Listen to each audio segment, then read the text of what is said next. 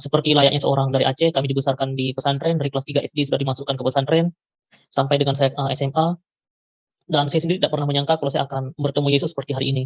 Sebenarnya itu film haram untuk ditonton, karena itu sudah, tidak sesuai lagi dengan akidah Islam saya. Saya coba, searching di internet tentang apa maksud Yesus berkata, "Sudah selesai." Tapi pada waktu itu, artikel mengenai kekristenan tidak sebagus sekarang dan tidak sebanyak sekarang, dan tidak selengkap sekarang. Pada waktu itu saya mengalami kesulitan yang luar biasa untuk mencari kata "sudah selesai". Di sisi lain saya merasa, "Aduh, ini kok sampai begini saya tidak pernah penasaran luar biasa begini, tapi kok kali ini saya penasarannya luar biasa." Cuman untuk cari tahu sesuatu yang seharusnya ngapain juga dicari tahu, itu kan Yesus Tuhannya orang kafir pada waktu itu yang saya pikirkan, ya kenapa saya harus cari tahu gitu. Dan jadi pada waktu itu saya buru-buru sekali ingin dibaptis supaya dosa saya bisa diselesaikan dengan cara Tuhan Yesus. Saya belum pernah ke kota Medan seumur hidup saya dan saya belum mengerti Medan itu bagaimana. Dan malam itu tengah malam saya berhentikan bus, saya naik bus dari depan rumah saya cuma berkata ke orang tua, "Ma, kalau saya ada kegiatan di tempat teman-teman saya mungkin tidak pulang ke rumah untuk beberapa hari supaya orang tua saya nggak khawatir." Tapi sebenarnya saya berbohong pada waktu itu, saya berbohong karena saya mau ke Medan. Kalau saya bilang saya mau ke Medan pasti akan panjang sekali, nasihat dari orang tua. Saya cuma bilang, "Ma, saya ada kegiatan di rumah teman saya, tolong jangan cari saya, beberapa hari saya nggak akan pulang." Saya sampai ke rumah Pak Pendeta itu pagi, menjelang siang, dan Pak Pendeta itu seperti kaget karena tiba-tiba udah nongol aja di depan pintu Pak Pendeta itu. "Saya ingin belajar, dengan Bapak, saya ingin dibaptis." Pak Pendeta itu, di satu sisi mukanya seperti senang, tapi di sisi lain juga seperti orang bingung gitu kan.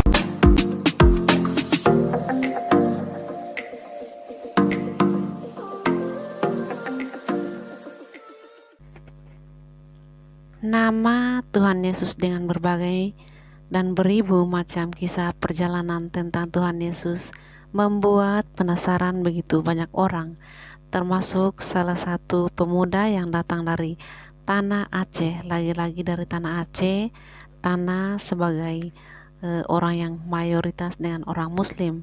Tetapi kali ini kembali kita akan menyaksikan bersama-sama kesaksian yang sangat memberkati, yang luar biasa datang dari tanah Aceh.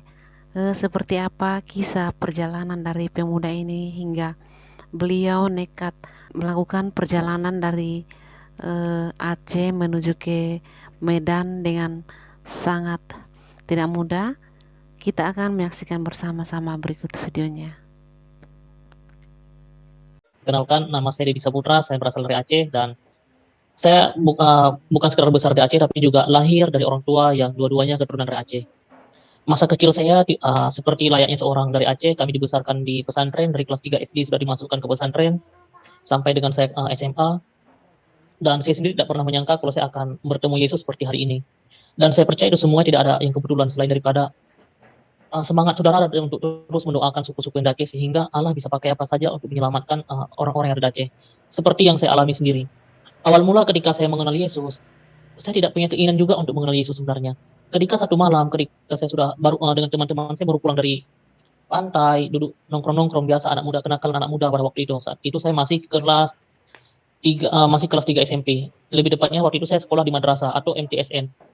Pada satu malam, tengah malam, saya menyalakan TV dan ketika saya menyalakan TV, saya menonton film The Passion of Christ. Itu film tentunya berbicara mengenai penyaliban Yesus dan sebenarnya itu film haram untuk ditonton karena itu sudah, tidak sesuai lagi dengan akidah Islam saya. Tetapi pada malam itu entah kenapa ketika saya hidupkan TV, yang saya nonton langsung film The Passion of Christ dan langsung pada malam itu, yang saya tonton sudah di bagian akhir. Di bagian akhir itu, Yesus hanya berkata, "Sudah selesai." Yesus hanya berkata, "Sudah selesai," dan filmnya ending dan akhirnya keluar itu siapa casting-nya, siapa pemain-pemainnya, udah gitu gitu doang yang saya tonton. Dan saya nggak pernah nonton lagi film itu sampai, ketika saya sudah keluar dari Aceh. Namun ketika saya bingung, Yesus ini adapun Isa Al-Masih, dia seorang nabi, biasanya kami sebut di Islam dia nabi yang miskin tapi kaya secara pengikut. Dia punya pengikut luar biasa banyak di dalam pelayanannya. Tetapi ketika dia disalibkan, kenapa dia cuma berkata sudah selesai? Jadi kata sudah selesai itu terus terngiang-ngiang di telinga saya sepanjang malam itu. Tapi pada waktu itu 2010 internet di Aceh nggak sebagus sekarang. Jadi mau bagaimanapun saya ingin tahu tapi keterbatasan untuk mencari tahu. Sampai pada akhirnya saya coba ke warnet, biasanya kalau dulu di warnet itu ada paket malam, itu lebih murah untuk mainnya.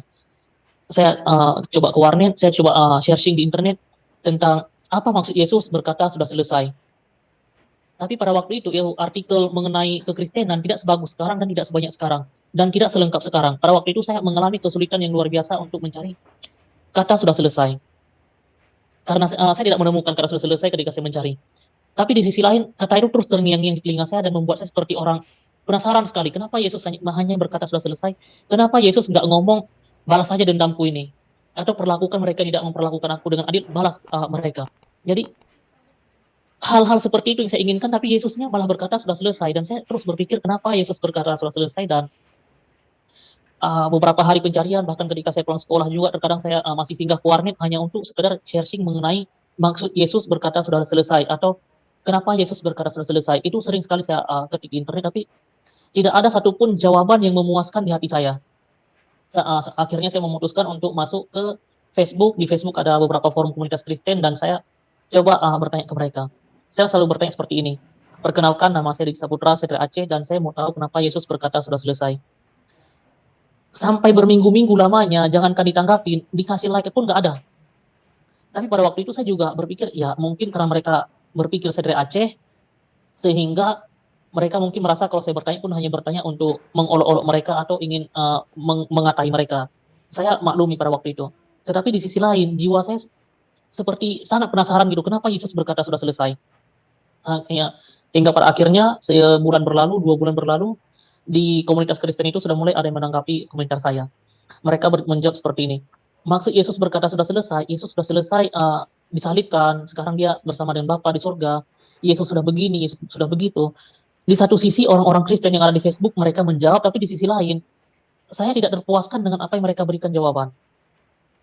Dan itu berjalan begitu lama, 2010 sampai 2011 saya mencari jawaban, dan tidak ada satupun jawaban yang membuat saya terpuaskan.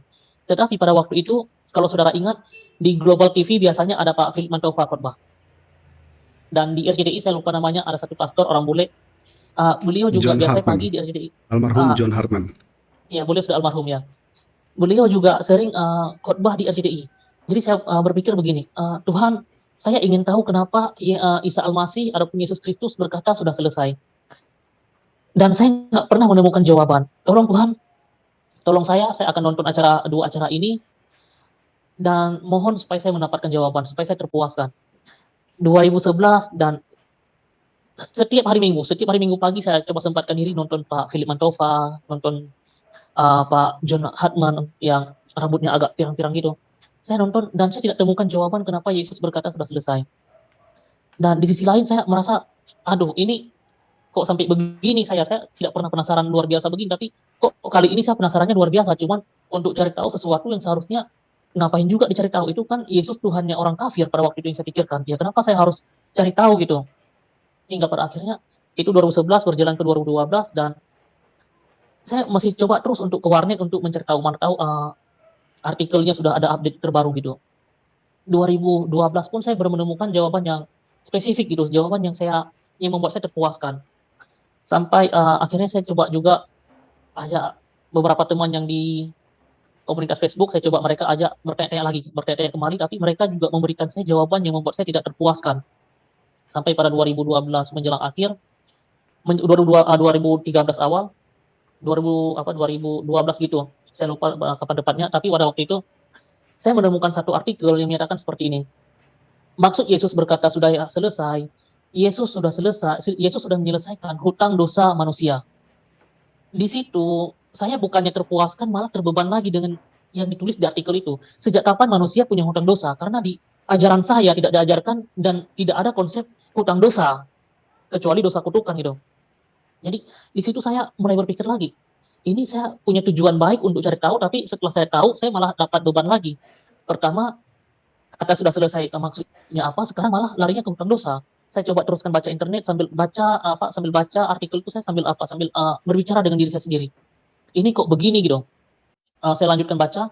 Maksud Yesus berkata sudah selesai, Yesus sudah menyelesaikan hutang dosa manusia, dan Yesus telah menyelesaikan hutang dosa umat manusia dan semua dosa umat manusia dengan cara menerima Dia sebagai Tuhan dan juru selamat pribadi dalam kehidupannya. Jadi kelihatan simpel, tapi sebenarnya pada waktu itu membuat jiwa saya memberontak gitu. Kalau saya terima Dia sebagai Tuhan, berarti saya menduakan Allah saya pada waktu itu. Dan pada akhirnya terjadi kebimbangan di diri saya sendiri, dan saya terus berdoa, "Tuhan, kalaupun ini benar tolong bimbing saya, tapi kalau ini salah, tolong, tidak lagi membuat saya penasaran untuk mencari tahu sesuatu yang akan mencelakai diri saya untuk ke depannya, terutama setelah saya mati." Tapi di sisi lain saya berpikir begini, kalau saya punya hutang dosa dengan Allah, otomatis yang menyelesaikannya harus menggunakan cara Allah, tidak bisa menggunakan cara saya atau cara manusia sendiri gitu. Dan pada waktu itu analogi yang saya gunakan, kalau saya berhutang dengan Bank Mandiri, saya tidak bisa menggunakan aturan dari BCA atau dari bank-bank lain itu, karena setiap bank pasti punya peraturannya masing-masing. Demikian juga halnya dengan Allah gitu. Kalau ini urusannya dengan Allah, ya saya harus mau bagaimanapun saya harus mengikuti caranya Allah gitu. Sampai pada akhirnya 2013 saya memutuskan, ya udah deh saya terima, Yesus sebagai Tuhan dan juru selamat pribadi dalam kehidupan saya, tapi saya juga mau hutang dosa saya diselesaikan. Dan di artikel itu dikatakan, supaya menjadi, murid Kristus harus dibaptis. Karena yang saya baca hanya demikian, jadi pada waktu itu saya buru-buru sekali ingin dibaptis supaya dosa saya bisa diselesaikan dengan cara Tuhan Yesus. Dan saya masuk lagi ke forum komunitas Kristen, saya perkenalkan diri seperti biasa, perkenalkan nama saya Dik Saputra, saya dari Aceh, dan saya ingin dibaptis supaya hutang dosa saya selesai. Dan seperti biasa di komunitas Kristen mereka merasa seperti saya ingin mengolok-olok mereka dan saya diabaikan. Beberapa waktu diabaikan, akhirnya saya putus asa dan saya mencoba mencari nomor-nomor. Biasanya kalau di acaranya Pak Philip Mantova atau di acaranya Pak John Hartman itu, biasanya ada di layar bawah itu ada tulisan doa, layanan untuk doa gitu. Saya coba menelpon mereka dan mereka berkata, "Mohon maaf Pak, untuk sekarang ini kami belum ada pelayanan ke Aceh." Di satu sisi saya sudah sangat semangat untuk dibaptis, tapi di sisi lain tidak ada satu orang pun yang mencoba mendukung saya supaya saya bisa dibaptis gitu. Tapi di sisi lain saya juga berpikir, mungkin karena saya dari Aceh dan saya selalu berkata bahwa saya dari Aceh, mungkin mereka juga merasa curiga dan mereka ragu-ragu juga gitu. Dan saya berdoa, Tuhan tolong sebelum saya mati hutang dosa saya harus diselesaikan. Supaya ketika saya mati, saya tidak punya beban apapun lagi. Saya berdoa tiap malam saya berdoa dan masuk ketika 2013 masuk ke bulan puasanya saya berdoa dan saya kembali lagi mengetik di Facebook di forum komunitas Kristen, saya berkata seperti ini. Shalom, perkenalkan nama saya Dik Saputra, saya dari Aceh dan saya ingin dibaptis supaya hutang dosa saya selesai. Dan puji Tuhannya, tengah malamnya ada satu orang anak yang sampai sekarang masih berteman dengan saya. Dia membalas pesan saya di Facebook. Dia berkata seperti ini, "Bang, kalau abang mau dibaptis, abang datang aja ke Medan, ke salah satu tempat di Medan. Ini nomor HP Pak Pendeta saya, ini nama gerejanya, ini nama pendetanya, dan ini alamatnya, Bang." Semuanya lengkap sekali diberikan. Dan pada waktu itu saya berpikir, ini ingin menjebak saya atau memang ini Allah yang sedang mendorong saya supaya saya bisa cepat menyelesaikan kerinduan saya. Saya berdoa dan ketika malam puasa, biasanya kalau di Aceh itu bulan puasa, satu malam itu ketika sholat tarawih dibacakan 1 juz Al-Quran gitu, di dalam sholat tarawihnya. Jadi saya menemani ustadz saya untuk mendampingi ustadz saya menjadi imam gitu, sholat tarawih dan menyimak bacaan ustadz saya supaya kalau ada yang salah saya bisa luruskan gitu. Dan puji Tuhan setiap kali selesai sholat tarawih, karena saya menemani ustadz saya dapat sedikit persembahan kasih kalau orang Kristen bilang. Uang itu terus saya kumpulkan sampai saya merasa uangnya sudah cukup dan malam puasa sudah menjelang akhir, saya kumpulkan uang sudah lumayan cukup pada waktu itu. Akhirnya saya putuskan, saya berdoa, Tuhan saya belum pernah ke kota Medan, seumur hidup saya dan saya belum mengerti Medan itu bagaimana. Tolong saya Tuhan, sertai saya dan lindungi saya Tuhan, supaya saya bisa benar-benar dibaptis ketika saya sampai ke Medan. Dan puji Tuhan malamnya itu tengah malam saya berhentikan bus, saya naik bus dari depan rumah saya cuma berkata ke orang tua, "Ma, kalau saya ada kegiatan di tempat teman-teman saya mungkin tidak pulang ke rumah untuk beberapa hari supaya orang tua saya nggak khawatir." Tapi sebenarnya saya berbohong pada waktu itu. Saya berbohong karena saya mau ke Medan. Kalau saya bilang saya mau ke Medan pasti akan panjang sekali nasihat dari orang tua. Saya cuma bilang, "Ma, saya ada kegiatan di rumah teman saya, tolong jangan cari saya. Beberapa hari saya nggak akan pulang." Akhirnya saya memutuskan untuk ke Medan dan puji Tuhan paginya sampai ke Medan dengan selamat dan saya buta sekali mengenai kota Medan dan saya nggak mengerti arah tujuan mau ngapain juga di Medan. Sampai pada akhirnya ketika saya sampai ke Medan, saya tanya ke beberapa orang yang ada di dekat terminal bus di situ, saya tanyakan, "Ini jalan alamat ke Belawan, bisa naik apa ya saya ke sana? Ada nggak bus atau angkot ke sana?" Dan semua orang berkata, "Tidak ada, kamu harus naik beca." Dan meskipun saya merasa seperti dibohongi, karena dari rumah saya ke Medan itu menghabiskan biaya 100.000, tapi dari terminal di Medan ke daerah Belawan, saya diminta 70.000 oleh sopir beca. saya merasa dibohongi, tapi di sisi lain saya juga berpikir saya sudah sampai sejauh ini dan saya harus menyelesaikan kerinduan saya. Akhirnya saya berkata, "Oke Pak, biayanya 70.000 dan tolong antarkan saya ke alamat ini." Dan puji Tuhan, saya sampai ke rumah Pak Pendeta itu pagi, menjelang siang, dan Pak Pendeta itu seperti kaget, karena meskipun saya punya nomor HP-nya, saya tahu namanya karena udah diberitahukan oleh salah satu jemaatnya, yang saya bilang tadi anak kecil. Tapi di sisi lain kesalahan terbesar saya tidak kasih tahu kalau saya akan datang ke Medan dan saya mau ngapain gitu di Medan, saya nggak kasih tahu. Tiba-tiba udah nongol aja di depan pintu Pak Pendeta itu. Ketika saya datang, Pak Pendeta itu dengan istrinya baru pulang dari pasar, baru selesai berbelanja dan saya lagi turun turun dari beca. Saya langsung sapa, "Pak Pendeta, kenalkan nama saya Edi Saputra, saya dari Aceh, saya kenal Pak Pendeta dari Facebook, dikenalkan oleh jemaat Bapak dan saya ingin belajar dengan Bapak, saya ingin dibaptis." Pak Pendeta itu di satu sisi mukanya seperti senang, tapi di sisi lain juga seperti orang bingung gitu, kenapa ada tamu tapi nggak ada ngomong apa-apa gitu. Sampai pada akhirnya, ya saya disuruh masuk seperti biasa, disuruh sarapan, disuruh makan dan Pak Pendeta bilang, "Ini kamar kosong, kamu silahkan istirahat di sini." Saya sudah bilang dari awal kalau saya datang saya mau belajar dan saya mau dibaptis, tapi saya lihat Pak Pendeta itu di satu sisi mukanya senang, tapi di sisi lain mukanya seperti bingung gitu. Mau ngusir saya tapi udah terlanjur datang, tapi nggak diusir juga. Pada muka saya juga masih muka layaknya orang Aceh dan juga berpakaian juga layaknya orang-orang Islam dan dengan nuansa bulan puasa juga pada waktu itu. Sampai pada akhirnya, ya hidup kami seperti biasa gitu di rumah Pak Pendeta itu dan saya melihat Pak Pendeta ini seperti ragu juga untuk mengajari saya. Hari pertama, kedua, dan ketiga. Dan di hari ketiga saya berkata seperti ini, "Pak Pendeta, saya datang ke sini untuk dibaptis, supaya saya bisa supaya saya bisa diselesaikan hutang dosa saya." Dan Pak Pendeta itu berkata gini, "Kalau kamu mau dibaptis, kamu harus belajar dulu, kamu harus ikutin ini dulu, ikutin itu dulu." Terus saya bilang ke Pak Pendeta begini, "Kalau harus belajar dulu kan sekarang saya udah beberapa hari di sini, kenapa Pak Pendeta nggak ajarin saya?"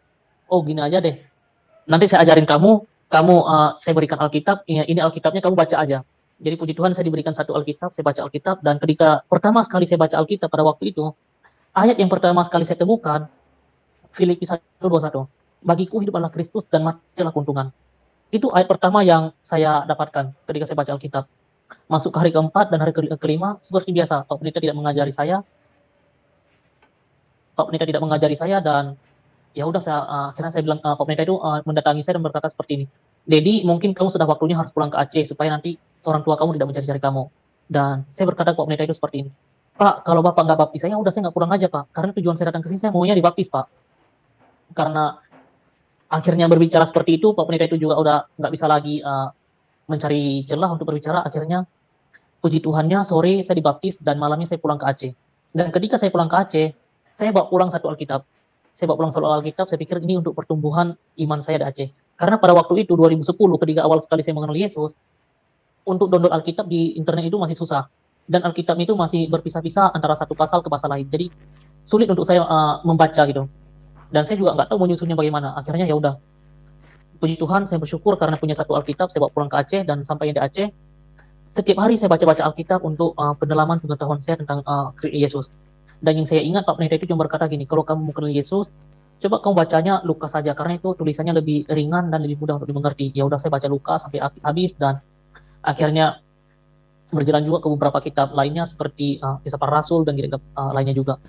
Dan puji Tuhan, bulan pertama saya di Aceh berjalan semua dengan lancar, bulan kedua sampai bulan ketiga. Ketika bulan ketiga berjalan di satu hari Jumat, saya nggak tahu kenapa kejadiannya begitu cepat gitu. Tiba-tiba hari Jumat itu harusnya orang sholat Jumat ke masjid, tiba-tiba udah ramai aja di depan rumah saya. Dan ketika waktu itu saya juga lagi santai-santai, saya pikir rumah saya dekat dari masjid, ya udah jangan buru-buru aja, santai-santai dulu sambil nonton. Saya santai-santai sambil nonton dan tapi pakaiannya udah siap. Tiba-tiba abang sepupu saya 2 orang masuk ke rumah saya tanpa ketuk pintu, mereka langsung buka pintu dengan sangat keras dan mereka langsung ke kamar saya. Itu kejadian lebih kurang jam 12 lewat sedikit menjelang jam 1 siang hari Jumat.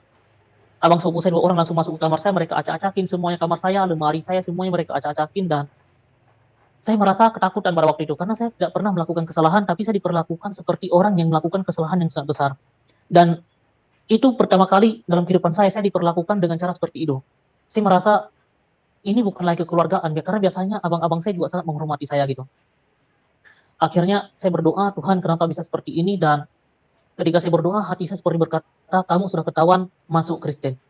Hati saya seperti berkata seperti itu dan saya berkata gini, "Tuhan, kalaupun saya sudah ketahuan masuk Kristen, tolong izinkan saya untuk selamat dan saya ingin berbuah Tuhan." Puji Tuhannya ketika saya berkata seperti itu, semangat saya seperti kembali lagi ketika saya ketakutan tadinya, sekarang semangat saya kembali lagi dan saya langsung masuk ke kamar juga, saya ganti baju koko saya ganti, kain sarung, semuanya saya ganti, pakai baju kaos biasa, pakai celana levis biasa. Akhirnya HP saya yang sudah diambil sama abang sepupu saya coba rampas. Saya rampas HP itu karena saya takut di HP itu ada beberapa nomor pendeta dan juga penginjil di Aceh. Saya ambil nomor HP itu dan saya berdoa, "Tuhan tolong jaga saya, sertai saya dan saya harus pergi dan saya harus berbuah." Saya mendengar banyak sekali suara orang di halaman rumah saya, ramai sekali suara orang di halaman rumah saya. Dan benar saya ketika saya buka gorden, coba saya intip, itu di depan rumah udah bukan lagi 10, 20 orang, udah ramai sekali. Tapi saya berkata, "Tuhan tolong sertai saya, tolong jaga saya dan saya harus berbuah saya harus berbuah." Itu, kata-kata terus saya ucapkan dalam hati saya. Akhirnya saya buka pintu, saya tutup mata dan saya berlari. Ketika saya berlari, mereka seperti tidak sadar kalau saya sudah berlari dan jarak kira-kira sudah 100 meter, mereka baru, tersadar, mereka baru berkata, "Itu si Putra udah keluar, kebun-kebun, hewan sudah mulai keluar kata-kata jorok semuanya udah mulai keluar," dan mereka terus berteriak, "Tangkap dia! Dia mempermalukan bangsa Aceh, dia mempermalukan keluarga.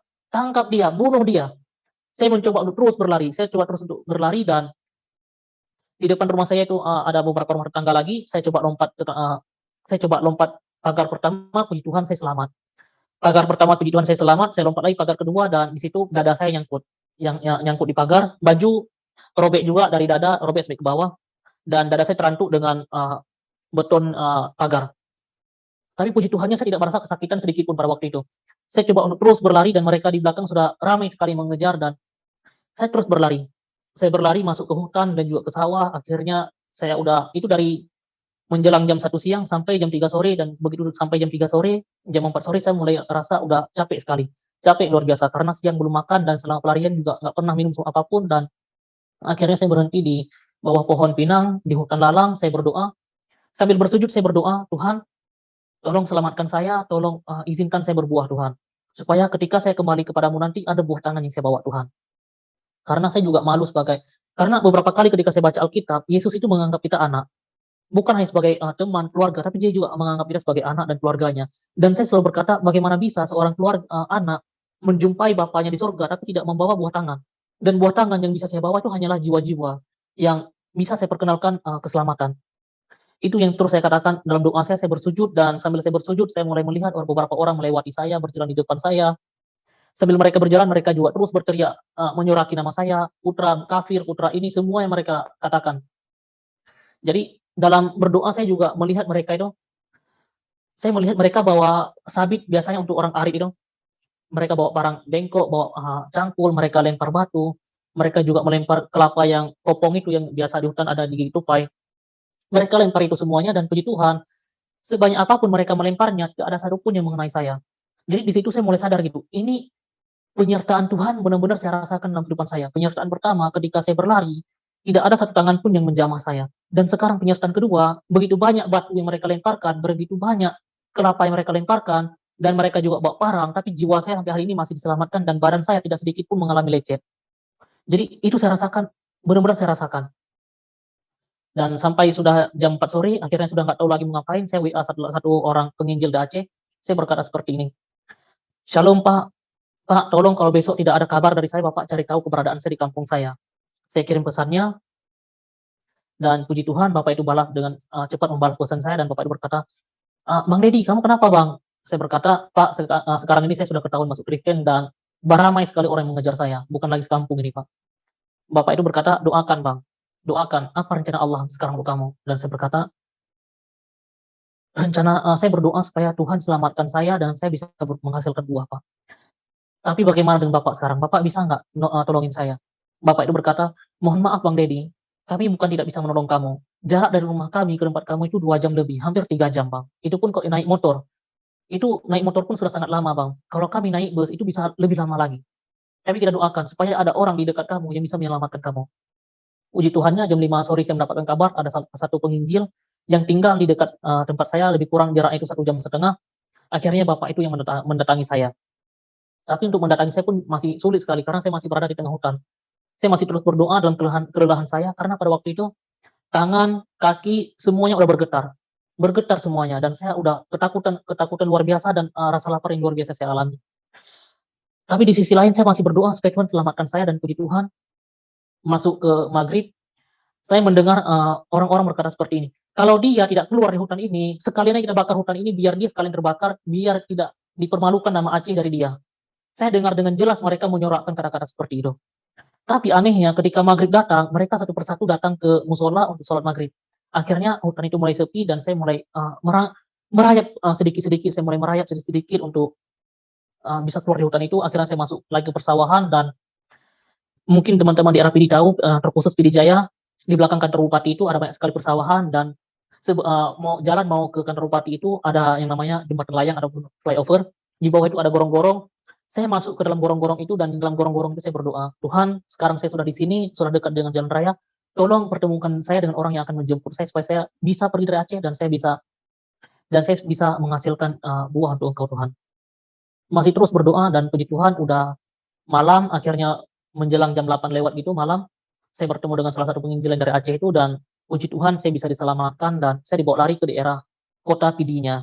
Saya berada di Pidijaya, akhirnya saya dibawa lari ke daerah Pidi. Dari Pidi, malamnya saya dibawa lari lagi ke salah satu daerah di Aceh. Setelah saya dibawa lari, akhirnya, beberapa hari kemudian, beberapa teman mulai mengusulkan supaya saya tidak, lagi di Aceh. Karena pada waktu itu mulai heboh sekali di Aceh dan beberapa kali juga sampai 2 kali masuk koran. Dan di koran itu pun juga mereka melakukan playing victim itu, saya seperti otak untuk pendangkalan akidah di Aceh. Dan pada waktu itu fitnah yang luar biasa terjadi kepada saya. Karena hal-hal yang tidak saya lakukan semuanya mereka buat seperti saya lakukan dan pada waktu itu saya hanya bisa berdoa, "Tuhan, saya nggak tahu mau ngapain lagi sekarang ini." Dan secara mental saya juga kena mental. Udah nggak tahu lagi saya mau ngapain Tuhan. Tapi tolong saya Tuhan, kuatkan saya Tuhan dan saya harus menghasilkan buah Tuhan, bagaimana caranya?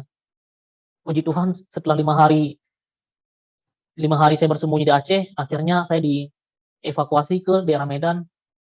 Sesampai saya di Medan, puji Tuhan, saya bisa memulai kehidupan normal saya kembali walaupun tidak normal juga. Karena pada waktu itu, saya tidak punya pengalaman kerja dan saya tidak pernah merantau, belum pernah juga merantau. Jadi ketika saya di Medan, di satu sisi ketika saya di Medan, orang Aceh mengusir saya karena masuk Kristen. Tapi di sisi lain beberapa orang Kristen yang ada Aceh berpikir kalau saya masuk Kristen untuk main-main dan saya hanya sekedar jadi mata-matanya orang Islam. Jadi di Aceh saya dibuang, di Medan di lingkungan orang Kristen saya juga dicurigai. Dan puji Tuhan saya hanya berdoa, "Tuhan, apa pun yang orang katakan, tunjukkan kalau saya bukan orang seperti itu dan Tuhan tolong bimbing saya supaya saya bisa terus belajar mengenai firman-Mu dan tolong saya supaya saya bisa menghasilkan buah." Dan dari mulai hari itu sampai sekarang puji Tuhan, saya, aktif melakukan pelayanan untuk pengabaran Injil, baik di lingkungan saya sendiri, di lapangan maupun di media sosial juga sekarang ini. Saya rutin melakukan penginjilan dan puji Tuhan, itu cara Allah menyelamatkan saya. Meskipun tidak ada orang yang menginjili saya, tapi ada media ataupun TV yang bisa membuat saya tersadarkan sampai hari ini. Mungkin demikian hal yang dapat saya sampaikan untuk teman-teman semuanya. Tak henti-hentinya kita menyaksikan kebaikan Tuhan lewat kesaksian-kesaksian yang sangat memberkati. Puji Tuhan bagi saudara kita dan kita ucapkan selamat datang kembali kepada kandidat yang telah dipilih Tuhan Yesus menjadi pengikut Kristus. Puji Tuhan kembali datang dari tanah Aceh. Saya percaya biarlah kita semua yang menyaksikan kesaksian ini boleh memberikan penguatan iman kepada kita semua bahwa betapa dahsyatnya Tuhan Yesus, karyanya yang selalu ia nyatakan kepada orang-orang yang membencinya sekalipun dia menyatakan mujizatnya, dia panggil untuk menjadi pengikutnya. Puji Tuhan Bapak Ibu Saudara sekalian, jangan pernah tinggalkan doa, jangan jemu-jemu untuk mendoakan saudara-saudara kita yang selalu bangga berada di jalan yang tidak disenangi oleh Tuhan. Tuhan Yesus memberkati kita semua Bapak Ibu Saudara sekalian dan Shalom.